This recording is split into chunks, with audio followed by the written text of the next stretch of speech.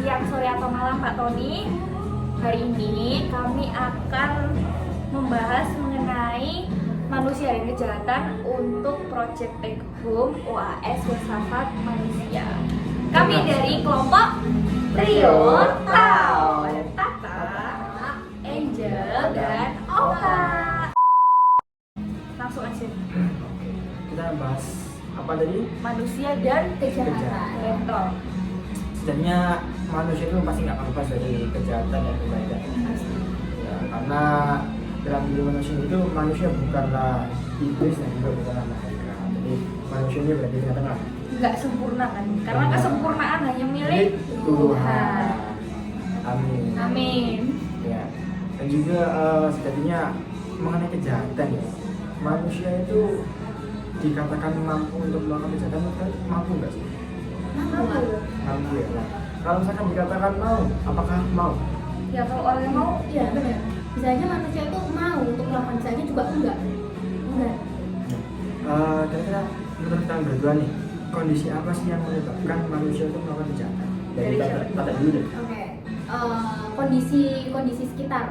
Kayak contohnya nih, kondisi seseorang ketika dia lapar. Ketika dia lapar, tapi dia nggak punya uang buat beli misalnya gitu. Nah itu tuh ada dorongan dia atau hasrat dia untuk misalnya ya untuk mencuri misal, karena hasrat itu tadi karena kondisi dia nggak ada uang itu tadi, dia bisa terdorong untuk mencuri makanan milik orang lain misalnya ataupun apapun itu. jadi yang pertama faktor ekonomi mungkin ya. Ekonomi bisa. Situasi ekonominya. Terus kalau dari aku, menurutku sih kayak mungkin ada seseorang yang nggak terima balas dendam gitu kan. Misalnya adikku dijahatin sama temennya, kan kayak sebagai seorang kakak kayak gak terima gitu kan. Tapi akhirnya aku kayak melakukan kejahatan, misalnya kayak tak datengin ke anaknya, tak dorong gitu. Mungkin itu karena amarah juga ya, karena rasa emosi yang tidak ditahan, makanya manusia itu bisa melakukan suatu kejahatan. Tapi kejahatan sendiri itu luas ya, mungkin kayak ada kejahatan ringan, berat gitu-gitu kan. Kalau aku dari sendiri ya, kondisi yang membuat manusia dapat melakukan suatu kejahatan itu sebenarnya lebih ke kondisinya mereka sendiri.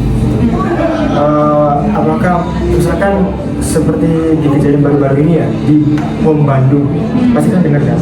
Nah itu kalau saya lakukan itu juga merupakan suatu kejahatan. Ya.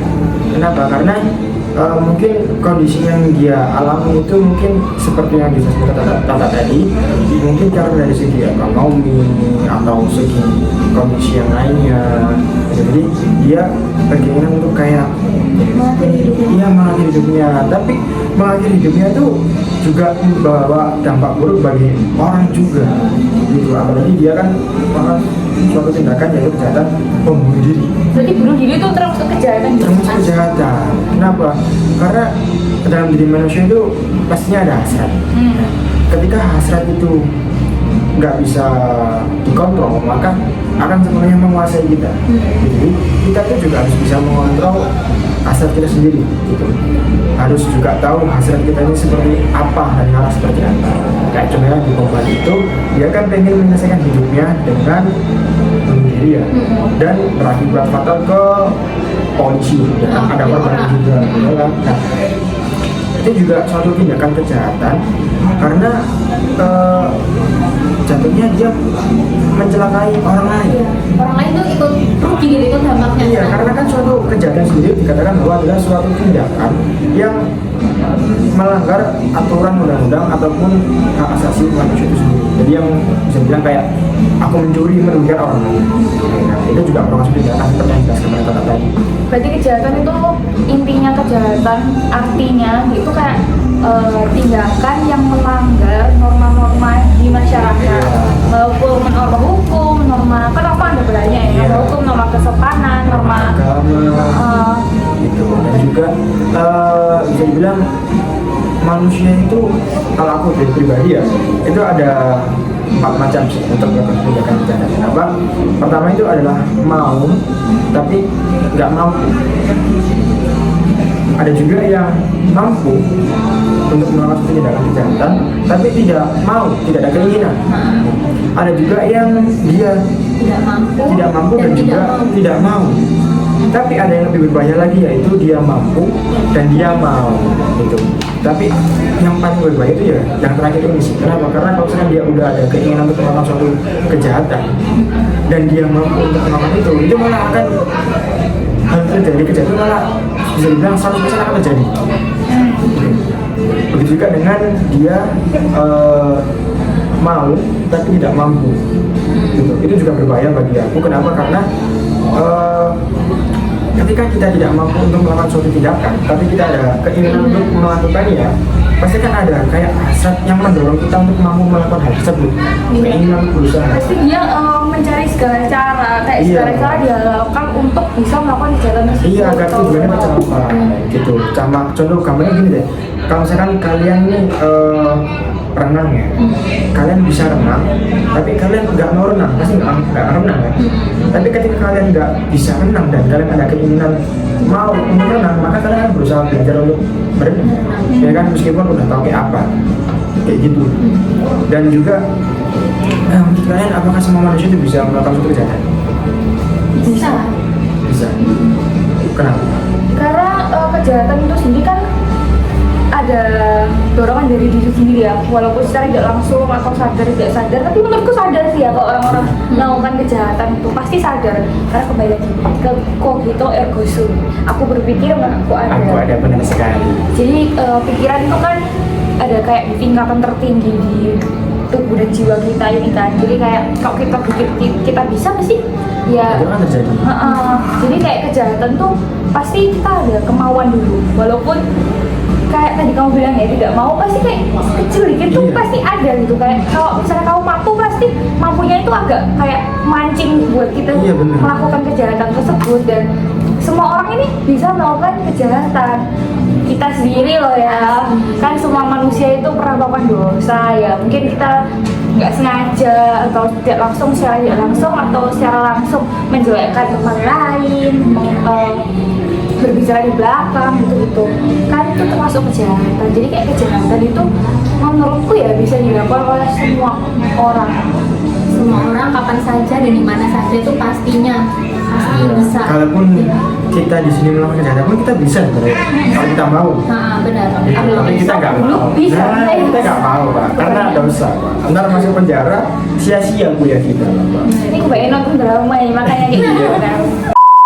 Oke, kembali ke topik ya. Sebenarnya kembali lagi kayak ini, kalian tahu nggak sih ini loh, yin yang. Tahu lah. Yin yang ini menarik ya, karena benar-benar sesuai ya. Di satu lingkaran itu terbagi dua macam, sisi putih dan sisi hitam. Nah, sisi putihnya menggambarkan suatu kebaikan dan sisi hitam menggambarkan suatu keburukan atau kejahatan. Tapi di dalam suatu kebaikan ini pasti akan ada titik hitamnya. Nah, meskipun sekecil apapun tetap bakal ada. Sama halnya dengan yang sisi hitam, sisi kejahatan. Itu pasti akan ada rasa kebaikan juga di dalamnya, meskipun itu kecil itu pasti tetap ada gitu. Nah, yang menurut kalian itu lebih berbahaya, psikopat atau pembunuh beneran ini? Dari aja dulu deh, gimana? Oke, kalau menurutku sih sama-sama bahayanya ya. Kalau mau ditanya bahayanya psikopat atau pembunuh bayaran gitu kan, berdarah dingin ini tadi, sama-sama bahayanya. Kenapa? Di satu sisi psikopat ini kayak tidak ada yang bisa memberhentikan dia untuk membunuh selain dirinya sendiri. Kan itu dia membunuh karena kesenangan. Jadi kayak misalnya ke jalan, kita kan nggak tahu orang itu psikopat atau bukan kan, kita nggak tahu dari perawaannya ya, nggak tahu. Kayak orang biasa aja kita jalan mungkin sendirian malam-malam, tiba-tiba ternyata dia bawa pisau terus jog gitu kan, itu kan sama-sama bahayanya. Karena psikopat tuh kayak dia bisa merencanakan pembunuhan, tapi dia juga bisa tidak direncanakan, jadi kayak langsung bunuh aja gitu, karena dia senang, karena hasratnya kayak aduh, kalau aku nggak bunuh seseorang aku nggak puas rasanya, kayak kalau nggak bunuh aku nggak hidup gitu rasanya kan. Terus kalau satu sisi yang pembunuh bayaran itu dia kan membunuh karena dari atasan. Itu ada dua kemungkinan, misalnya dia harus membunuh orang yang dia kenal, itu antara dia takut sama orangnya akhirnya dia bunuh itu orang yang dia kenal, atau dia mengurungkan niatnya untuk membunuh orang yang dia kenal. antara dia mengorbankan dirinya sendiri atau dia kayak menyelamatkan orang tersebut, dalam artian disembunyikan kayak oh aku sudah bunuh kok padahal belum, jadi kayak dipalsukan. Tapi sama-sama bahayanya sih menurutku. Mungkin dari kakak sendiri. Kalau aku di sisi psikopat itu sama kayak Angel, kayak kadang itu dia punya hasrat untuk membunuh orang-orang gitu. Padahal kita nggak tahu alasan dia bunuh itu apa gitu kan ya. Tiba-tiba dibunuh aja dan ditanyain alasan kenapa. Jadi dia seneng aja ngelakuin itu, ya kan. Apapun itu kayak kadang jangankan manusia, hewan pun aja nggak ngapa-ngapain dia ada keinginan membunuh itu juga bisa, ya kan. Terus kalau pembunuh bayaran, mereka membunuh jika mereka dibayar kan. Nah sebenarnya itu bisa kembali lagi ke orang itu. Orang itu mau nggak nerima itu bayaran itu atau enggak gitu. Kalau misalnya bisa aja dia kayak enggak, dia nggak mau karena tahu kalau saya itu salah kan. Jadi kayak balik lagi ke orang itu mau melakukannya apa enggak gitu. Bisa aja kan dia menolak gitu, tapi bisa aja karena duniawi dan karena uang dia akhirnya nerima. Tapi kalau menurutku ya emang kembali ke orangnya lagi ya, dan dia yang bisa memanage dirinya sendiri untuk mau melakukan itu atau enggak. Tapi kalau seorang pembunuh bayaran kok dia udah take job itu, maksudnya kayak oh iya oke, kita deal dengan bayaran segini kamu bunuh ini, berarti kan dia kayak ya mau nggak mau dia melakukan gitu. Jadi dia kembali lagi kan ya. Iya, berarti kalau aku sendiri sih jujur lebih berbahaya psikopat ya, meskipun sama-sama berbahaya ya. Tapi kalau lebih bahaya mana, aku lebih anggapnya lebih bahaya psikopat. Kenapa? Seperti yang udah jelasin tadi ya. Psikopat itu dia melakukan kejahatan itu bisa direncanakan juga tidak bisa direncanakan. Jadi tergantung moodnya dia, perasaannya dia gitu. Ketika dia merasa tiba-tiba kayak misalkan gini, tiba-tiba dia diem gitu terus tiba-tiba ada rasa kayak ingin melukai orang, dia langsung bisa melukai. Iya, jadi tergantung dengan suasana hatinya. Tapi ketika pembunuh berdarah dingin atau pembunuh bayaran itu bahaya juga, cuma dia masih bisa mengontrol lah. Aku lihat ini gitu. Maksudnya kan seperti yang kamu bilang tadi, dia mau nggak terima gitu. Ketika dia mau, maka dia akan tindakan tersebut dengan kejahatan. Tapi ketika dia tidak mau, berarti dia masih ada kesadaran, ya kan? Nah, tapi kalau psikopat itu bisa aku bilang dia sudah tidak memiliki kesadaran dirinya sendiri, gitu. Karena dia apa ya, mengibaratkan manusia itu ya sebagai pelampiasan emosinya, amarahnya, gitu. Dan itu kan sungguh-sungguh sangat berbahaya, gitu. Apalagi dengan perasaannya dia misalkan pengen membunuh dibunuh. Jadi kalau saya pembunuh bayaran, itu kan dia melakukan kejahatan, pembunuhan pasti akan direncanakan, ya kan? Dia sadar. Tapi kalau psikopat, meskipun dia nggak direncanakan, dia tetap bisa melakukan pembunuhan oleh orang seperti itu. Nah, menurut kalian bentuk-bentuk kejahatan itu seperti apa? Banyak sih macamnya. Kayak kita sendiri lah. Karena kalau misalnya kita bohong, itu kan juga termasuk kejahatan Dari omongan. Kadang itu ya karena dibilang gini, bohong demi kebaikan itu nggak ada. Nggak Ya ada. namanya bohong ya bohong, Iya, benar. nggak ada alasan bohong demi kebaikan kayak gitu. Terus Tapi itu bisa terjadi kan, bohong demi Bisa, kebiasaan. pasti. Maksudnya kayak kalau nantinya orang itu akan mengungkap kebenaran tersebut, ya mungkin itu menurutku nggak apa ya, maksudnya kayak timing, menunggu the perfect timing untuk mengatakan kebenaran tersebut. Karena mungkin pas dia ngatain kebohongan itu, orang lain tuh kayak mendapat dampak buruk, misalnya kayak tanya misalnya mamanya kan, kalau anak ngekos tanya gimana gitu, anaknya jawab nggak apa-apa padahal mungkin uangnya udah habis, mungkin dia Mungkin mau nggak baik-baik aja. dia mau menjaga keuangan orang tuanya karena lagi nggak stabil mungkin ya.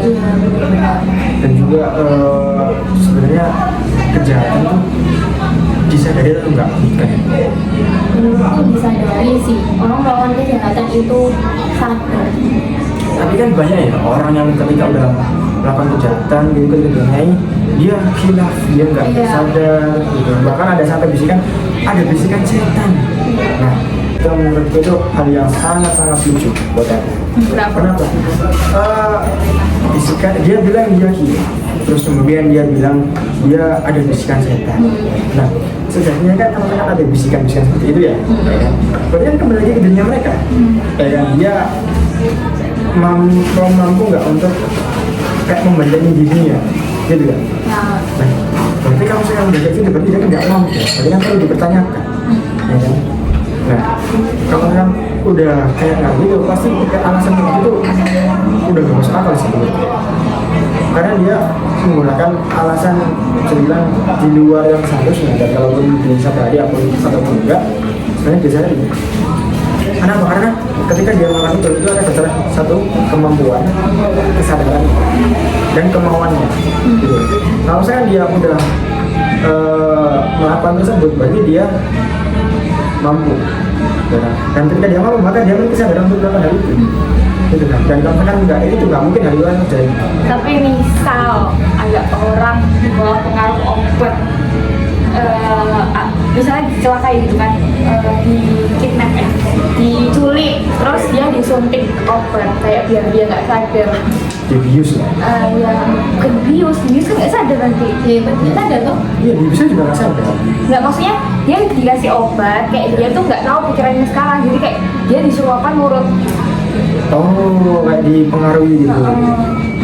Itu kan kayak bisa jadi dia nggak mau melakukan kejahatan sebenarnya Karena dia posisi itu nggak sadar. iya. Jadi si korban itu Apakah termasuk dalam kejahatan atau bagaimana?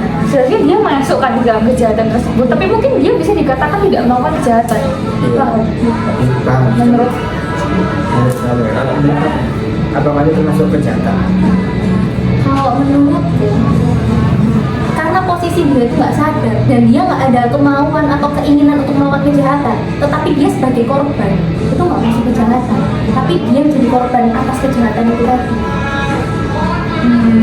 Setuju sih. setuju kan? Jadi ada kasus lain misalnya kayak cewek diperkosa, maaf ya, diperkosa, terus kayak kan dia diculik juga kan, kayak dia dikekang sama si pemerkosa, habis diperkosa terus kayak dia suruh mencuri atau kayak membunuh, Diancam, iya, atau diancam apa paksaan gitu. Itu termasuk kejahatan nggak sih? Sebenarnya itu tetap termasuk kejahatan ya, karena merugikan orang lain, ya kan? Tapi ya kembali lagi itu ada dasar, meskipun seperti itu ya, meskipun kita melakukan kejahatan, tapi bukan atas dasar keinginan kita, itu menurutku tetap sebuah kejahatan. Gitu. Misalkan kayak gini deh, ekonomiku lagi nggak stabil, ya kan?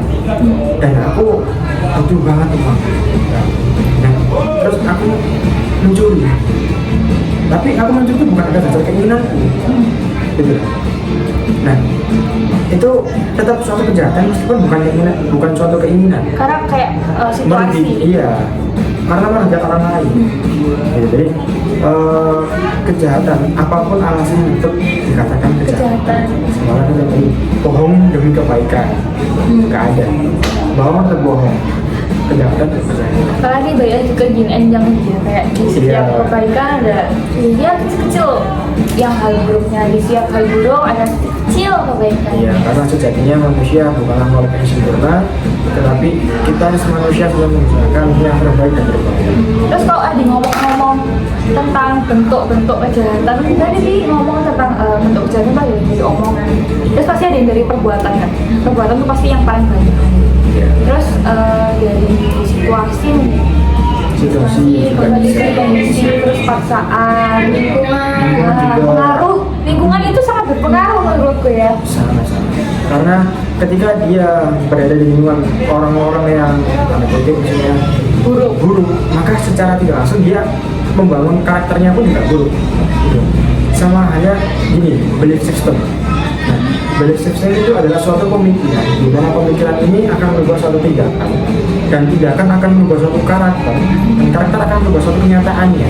Jadi ketika dia berada di lingkungan yang mungkin buruk ya, maka pemikiran mereka pun, pemikiran si anak ini juga akan buruk gitu, karena pengaruh oleh lingkungan sekitar. Dan ketika itu udah terjadi, maka pemikiran ini akan masuk, dapat mempengaruhi karakternya dia. Tapi menurutku yang tadi Oka bilang pengaruh luar ke diri seseorang mengenai kejahatan tuh besar gitu pengaruhnya kan. Itu menurutku benar, karena kemarin aku juga baru lihat videonya Jangan Sol ya, kalau tahu YouTuber yang Korea Reunit, yang Korea yang jualan itu dia mengulas penjahat-penjahat Korea. Oh tahu. Dan itu kemarin tuh dia membahas satu penjahat Korea kayak udah 1970-an mungkin ya. Dia itu dimasukkan ke penjara kan. Nah, ternyata pada waktu itu penjara tuh nggak ada sistem yang buat kejahatan ringan, berat atau sedang gitu. Jadi yang mencuri, yang membunuh itu dijadiin satu sel. Sama semua. Iya, dan menurut dia itu berbahaya. Jadi dia ini dihukum mati. Dia dihukum mati sebelumnya itu ngomong ke masyarakat atau ke pemimpin penjara, saya kurang tahu. Yang penting dia mengutarakan pendapatnya bahwa kayak ayo pisahin orang-orang yang melakukan kejahatan ringan, sedang dan berat. Karena kalau disatuin itu yang ringan tuh bisa terpengaruh dengan yang berat kayak oh ternyata cara ini bisa membunuh orang, oh ternyata cara ini nggak ketahuan loh, yang ini ternyata lebih efektif. Jadi lebih belajar. Iya, lebih belajar malah untuk melakukan suatu kejahatan. Jadi pengaruh itu sangat amat berpengaruh banget ya, emang berpengaruh gitu.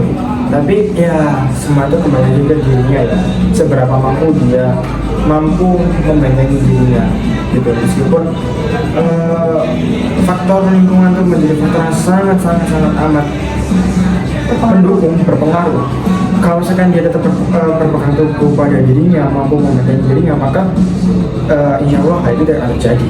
Baik lagi ke Cogito ergo Aku berpikir maka aku ada oleh Descartes. Mantap sekali. Berarti manusia tidak akan bisa lepas dari kejahatan. Iya. Meskipun secara sadar terhadap. Iya. Walaupun dia memiliki iman yang kuat ya, dia bisa saja tergoda gitu melakukan suatu kejahatan. Mungkin karena tawaran-tawaran, misalnya tawaran duniawi kayak uang, korupsi kan banyak sekali ya. Nah, sebenarnya mereka ini apa ya, menarik sih kalau aku, karena dia udah melakukan suatu kejahatan, korupsi, tapi dengan alasan berbagai macam kayak misalkan khilaf, terus juga masalah keuangan pribadi. Padahal tahu nggak sih, Indonesia itu urutan keempat atau ketiga dengan bayaran DPR tertinggi di dunia. Dan bilang kalau misalkan ada masalah dengan masalah keuangan, itu kan nggak make sense sih menurut gue. Dan juga kalau aku ambil dari kasusnya tadi ya, orang yang paling semakin tinggi jabatannya itu semakin mudah untuk melakukan kejahatan. Iya, apalagi dia juga memiliki kuasa. Dengan kuasa, maka dia juga akan lebih mampu untuk mengontrol, memanipulasi kejahatannya dengan dilakukan. Apalagi punya uang banyak juga kan, apa kamu diam ya kasih uang, kamu diam ya kasih uang. Itu benar-benar gampang apa ya, kayak nyuruh-nyuruh orang gitu, nanti kamu kayak gini ya, nanti kamu kayak gini ya, dan yang bawahannya mungkin kayak takut kan sama dia, kan kita ngomong aja. Apalagi kalau misalkan bawahan kan juga harus nurut sama atas. Iya. Menurut kalian nih, konsekuensi yang diambil dari manusia itu sendiri ketika melakukan suatu kejahatan itu gimana? Konsekuensi maksudnya gimana? Ya, yang dia peroleh setelah melakukan kejahatan itu apakah akan berdampak jangka panjang atau jangka pendek? Tergantung. Tapi yang pasti mendapat apa? Dosa. Oh iya, dosa itu jangka panjang sih. Iya. Karena nanti hadapannya sama Tuhan. Iya. Hitung-hitungannya. itu kan sama Tuhan. Mungkin kalau ada orang yang kayak melakukan kejahatan karena kayak sudah mepet gitu, dia nggak mikir jangka panjang, Masih ya.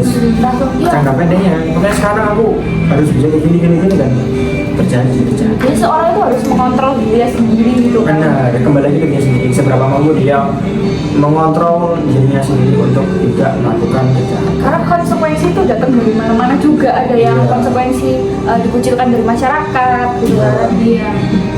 Dan dampaknya benar. itu untuk orang sekitar. Jadi benar-benar jadi kan kita melakukan kejahatan juga harus dipikir-pikir.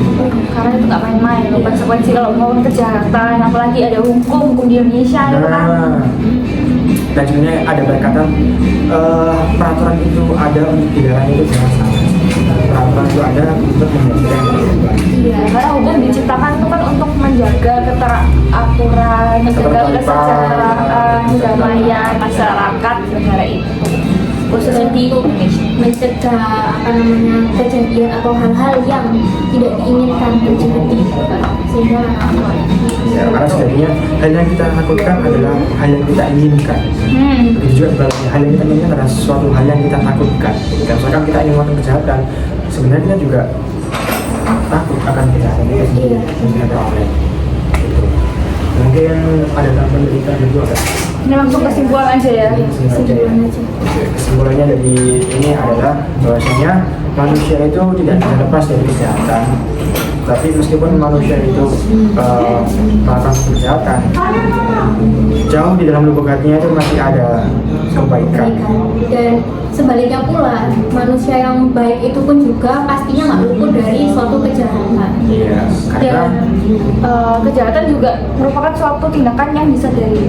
iya, meskipun disadari pun itu juga bisa menjadi suatu ketidakinginannya untuk melakukan kejahatan. Jadi kejahatan ini bisa dilakukan oleh siapapun, dimanapun, Dan kapanpun, dan banyak sekali bentuk kejahatan. banyak sekali cara untuk melakukan kejahatan. Faktornya juga. Jadi kita sebagai manusia yang berakal budi baik, Dan beragama. Benar. kita Dan- harus Dan apa? Religius. Ya. manusia religius, beragama, dan berakal budi. Karena sejatinya manusia yang itu adalah manusia yang memiliki akal, pikiran, hati. Betul. Jadi sebagai kita manusia yang seperti itu, kita harus bisa mengontrol diri kita sendiri. Kita harus memiliki pikiran yang lebih matang ya untuk melakukan sesuatu. Kita harus mikir jangka panjangnya. Karena sejatinya umur itu hanyalah angka. Kedewasaan itu bisa dilakukan sejak dini. Jadi intinya dari kejahatan itu buruk, jangan dilakukan. Karena Harus dihindari. karena kita adalah manusia yang tak bisa lepas dari Kejahatan, dosa, tidak sempurna. tidak sempurna. Tidak sempurna. Sekian dari kami adalah kelompok dengan NRP 320 302 2084. 320 Kami mengucapkan minta maaf ya kalau ada kesalahan kata kami yang salah dan juga mungkin tidak sepemahaman, Pembahasannya yang bukan Pak sensitif. Tony. Iya. Ya, jadi kalau ada pembahasan kami yang mungkin kurang masuk ke bawah ini, maaf karena di sini kita berusaha mengutarakan Pendapat kita masing-masing. jadi kita share berdialog, mengutarakan pendapat satu sama lain. Oke, kami pamit undur diri. Selamat malam dan terima kasih. Tuhan berkasih Pak. Salam. Iya. Yeay. Dadah.